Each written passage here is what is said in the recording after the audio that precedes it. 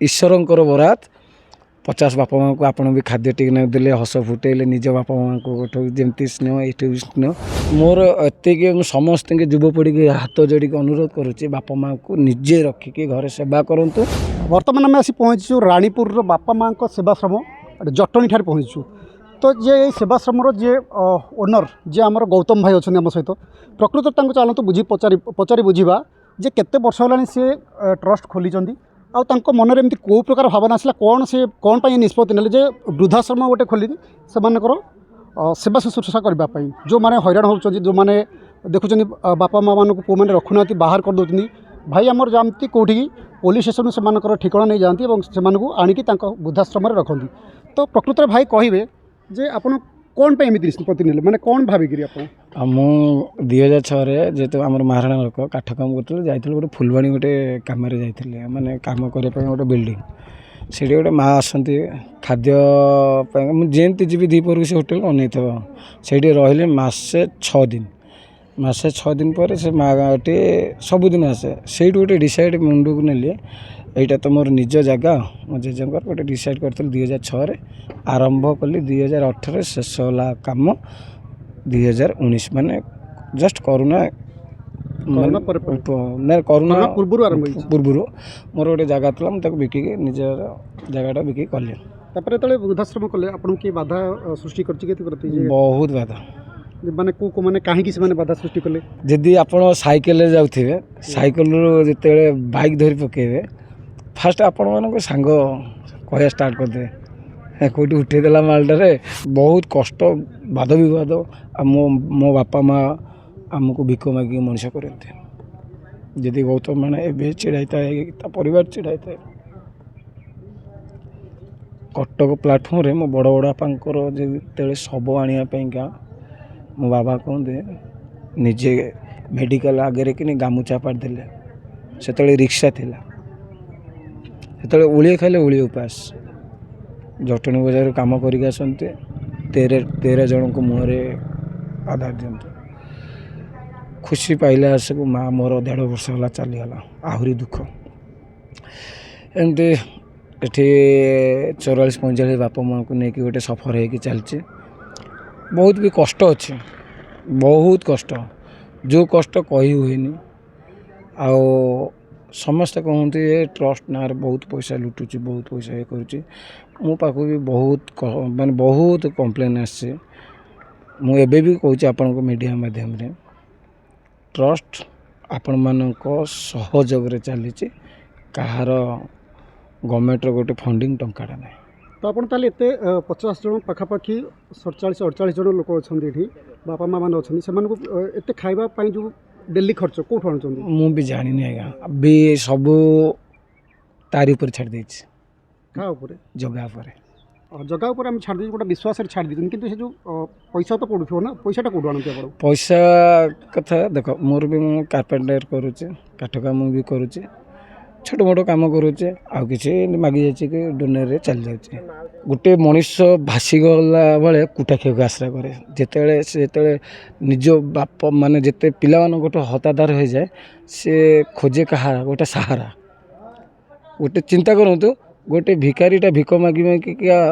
जिते आसे जिते खरा डरे से खोजे कौन गोटे छाई गोटे भल बरगछ हो से छाई सेमती गोटे छोट बरगछटे गौतम आ जड़े माउसी को आम पचारूँ से आम पचारू जब गौतम भाई आपको छाड़ दिखती जे से कहे जे आम खाया दे पारूँ ताल आप कौन करें ना ना गौतम सेमती करनी जे कौन आपत करते विश्वास माने आप करनी विश्वास देखो सेटा तो ऊपर वाला हाथ रे कथा जे मु तो छाड़ी कहीं ये सेवा क्या मिले समते कहते जे ये तो बेपार समते कहते ये मोर पूरा टोटाल ओपन पूरा खोला मेला देखिए जदि मु शाग पखाड़ खाइले मो बापा माँ शाग पखाड़ मुझे माछ भात खाइले मो बापा माँ भी माछ भात खाए गोटे परिवार होगी चलुच आपण मैंने तो आसले देखिले सब किसी देखिले जे एमती कौ दिन ना जे पेट उपास रहीने से स्वयं जगन्नाथ ही ऊपर भरोसा खाली आम मध्यम गोटे अच्छी कराऊ था मो भी अन्य गति ना आम मैंने कई नुह आ गोटे भी कथा अच्छी दैव दौड़ी मनीष गाए जेणिकी टाणी ता हाथ में दौड़ी ଏଠିକି ସେଠି ଯେ ଆପଣଙ୍କର ଆଜି ବିଚାର ଥିଲା କି ଯେ ବାପା ମା ସେବାଶ୍ରମ ଆସିଲେ ଯେ ଈଶ୍ୱରଙ୍କର ବରାତ 50 ବାପା ମାଆଙ୍କୁ ଆପଣ ବି ଖାଦ୍ୟ ଟିକେ ନାକୁ ଦେଲେ ହସ ଫୁଟେଇଲେ ନିଜ ବାପା ମାଆଙ୍କୁ ଯେମିତି ସ୍ନେହ ଏଇଠି ବି ସ୍ନେହ ସେମିତି ଆମେମାନେ ସମସ୍ତେ ଏକୁଟିଆ ଖାଲି ଗୌତମ ନୁହଁ ଆପଣଙ୍କର ଇଏ ଆଶ୍ରମ ନୁହଁ ଆପଣ ଚାହିଁଲେ ଡାଲି କିଲେ କି ଚାଉଳ କିଲେ ଆଣିକି ଆସିକି ଇଚ୍ଛା ହେଲା ଦେବ ଖାଇବାକୁ ଯିବେ ସେଇମାନେ ସେମିତି ଗୋଟେ ମୁଁ ଯେତେବେଳେ ବି ରାତି ଅଧରେ କି ମୁଁ ବି ମୋ କାମ ଦାମ ସାରିକି ଆସେ ଏମାନଙ୍କ ସହିତ ମୁଁ ଟିକେ ହସ ଗୋଳ ଇଏ କରିଦିଏ ମାନେ ସମସ୍ତଙ୍କର ସହଯୋଗରେ ଆଶ୍ରମ ଚାଲିଛି। ଆଜ୍ଞା ତ ଆପଣ ବର୍ତ୍ତମାନ ନିଜକୁ କେତେ ଖୁସି ଭାବୁଛନ୍ତି? ବହୁତ ବହୁତ ଖୁସି ତ ପୁଣି ଆର ୟା ପରେ ବର୍ତ୍ତମାନ ପାଖାପାଖି 40ରୁ 50 ଜଣ ଅଛନ୍ତି। ଯଦି ଅଧିକା ଲୋକ ଆସିବାକୁ ଚାହାନ୍ତି ତ ଆପଣ ଆଉ ଆଣି ହଁ ରଖିପାରିବେ? ଏଇଠି ନୂଆ ଘରଟା ଗୋଟେ ବନଉଛୁ ଆଚ୍ଛା, ଏଇ ଯେଉଁ ଘରଟା ହେଉଛି ଆଉ ଗୋଟେ କଥା ସାର୍ ମୋତେ ଆଜି ବହୁତ ଖୁସି ଲାଗୁଛି ମୋ ବାପା ମା ଭିକ ମାଗିକି ଆମ ଦିଦିଟା ପୁଅକୁ ମଣିଷ କରିଛନ୍ତି ଯେ ସେ ଭିକାରୀର ପୁଅ ଯେ ଆଜି କହିବାକୁ ବି କଷ୍ଟ ଲାଗୁଛି ମା ଚାଲିଗଲା ବାପା ଅଛନ୍ତି ନିଜ ଜାଗାରେ କରିଛି ନା ଗଭର୍ଣ୍ଣମେଣ୍ଟ ଅଛି ନା କ'ଣ ଅଛି ତଥାପି ବହୁତ ବାଧାବିଘ୍ନ ହେଇପାରେ ଗୌତମ ମହାଣା ଥିବ କିମ୍ବା ନଥିବ ମୁଁ ତ ଟାର୍ଗେଟରେ ଅଛି ମୁଁ ଆପଣଙ୍କୁ କହିଦେଲି ଆଚ୍ଛା, କେଉଁମାନେ ଟାର୍ଗେଟ୍ କରୁଛନ୍ତି ଆପଣଙ୍କୁ? ବହୁତ କିଛି ଅଛି ସେ ଇତିହାସ ଖୋଲିବାକୁ ମୁଁ ଚାହୁଁନି ବହୁତ କିଛି ଅଛି ଯଦି ବି ନିଶ୍ଚିତ ଆଜି ନହେଲେ କାଲି ସବୁ କିଛି ଆସିବ ଯେଉଁଦିନ ଯଦି ଗୌତମ ମହାଣା ମରିଯାଏ ସେମାନେ କାହିଁକି ଟାର୍ଗେଟ୍ କରୁଛନ୍ତି? ଦେଖନ୍ତି ଯେ ସେବାଶ୍ରମ ହେଲା 50 ବାପା ମାଆଙ୍କର ଗୋଟେ ଗେଲା ପୁଅ ହେଲା ଖାଇବା ପିଇବା ମୁଁ ବି ଏଠିନାକୁ ବାହାରେ ବି ସେବା ବି କରେ ଏବେ ନୁହଁ ଦୀର୍ଘ 10-12 ବର୍ଷ ହେଇଗଲା ବାପା ମା ସେବାଶ୍ରମ ନାଁକୁ ଲିଭାଇବା ପାଇଁକା ବହୁତ ଚେଷ୍ଟା ଚାଲିଛି ସେମାନେ ଏମିତି କିଛି ଭାବୁଛନ୍ତି କି ଯେ ଗୌତମ ବାହାରୁ କିଛି ପଇସା ଆଣି ଖାଇଯାଉଛି ଏମିତି କିଛି ସେମାନେ ଭାବୁଛନ୍ତି କି? ବହୁତ କିଛି ଏଇଥିପାଇଁ ସେମାନେ ଟାର୍ଗେଟ୍ କରୁଛନ୍ତି। ଆଜିକାଲି ଦେଖନ୍ତୁ ଆଜ୍ଞା ଯିଏ ଉଠିଲା ସିଏ ତ ତାଙ୍କ ଭିଡ଼ା ହେଲା ଏବେ ଓଡ଼ିଶାରେ ଯିଏ ଯାହା ବି ହେଇଛି 2 ଦିନ ପାଇଁ ହେଇଛି ତାପରେ ଲିଭି ଯାଇଛି ଆପଣମାନେ ଚିନ୍ତା କରୁନାହାନ୍ତି ଆପଣ ତ ବହୁତ ବଡ଼ ଆମେ ତ ଆପଣଙ୍କୁ ଦେଖିକି ମୋ ପାଖରେ ବହୁତ ଆଜି ଖୁସି ଲାଗୁଛି ମୁଁ ଦେଖୁଥିଲି ମୋବାଇଲ ଦେଖୁଥିଲି ମୋ ଭାଇକି ବି ଦେଖୁଥିଲି ତାଙ୍କ ଭାଉଜଙ୍କୁ ଦେଖୁଥିଲି ପରଦିନ ଆଉ ମୋର ବି ଏତେ ଖୁସି ଆଜି ବାପା ମା ମାନେ ଯେ ତମମାନଙ୍କୁ ପାଇକି କ'ଣ ହେଲା କ'ଣ ହେଲା ସେଟା ଯେଉଁ ଦିନ ମୁଁ ଖାଲି ଏତିକି ଚ୍ୟାନେଲ୍ ମାଧ୍ୟମରେ କହୁଛି ମୁଁ ତ ନିଶ୍ଚୟ ନଥିବି ତ ନିଶ୍ଚୟ ନ୍ୟୁଜ୍ କରିବେ ଯେ ଗୌତମ ମହାଣା ମରିଗଲା ନାଇଁ, ଆପଣ କାହିଁକି ଏମିତି ଭାବୁଛନ୍ତି? ଅଛି ବହୁତ ବହୁତ ଦୁଃଖରେ ମାନେ ଅଛି ଏଟା କହିପାରିବେନି? ନା ଆଚ୍ଛା, ଆଉ ଶେଷରେ ଗୋଟେ କଥା କୁହନ୍ତୁ